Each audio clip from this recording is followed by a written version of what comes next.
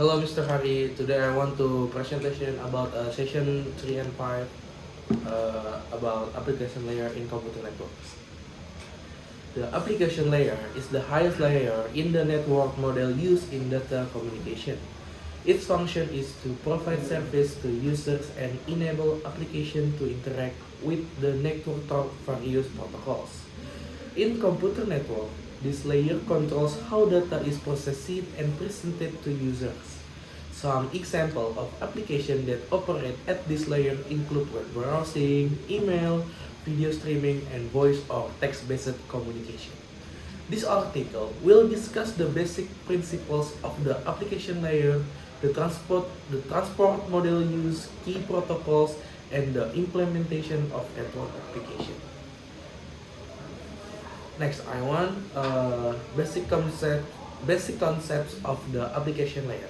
The application layer in computer networks is responsible for managing interaction between user application and communication network.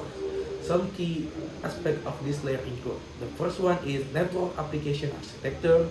The second one is process communication. In networks, communication between devices occurs through sockets. A socket acts as an entry and exit point for messages sent over the network. There are two main types of inter-process communication. The first one is IPC or inter-process communication, and the second one is remote communication. 3. Application layer protocols. The first one is HTTP. HTTP is the primary protocol for web communication. It works using the client-server model where the client sends an HTTP request to a web server. And the second one is the server responds by sending a web page in the form of HTML files, image, or scripts. Type of HTTP connection. The first one is non-persistent HTTP, and the second one is persistent HTTP.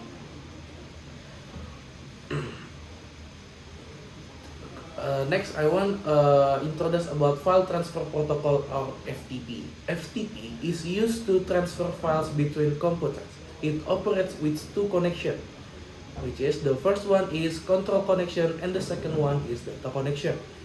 FTP also can function in two modes. The first one is active mode and the second one is passive mode. Voice over IP and streaming media. VoIP enables voice communication over an IP network, replacing traditional telephony. Example of VoIP application include Skype, WhatsApp call, and Zoom.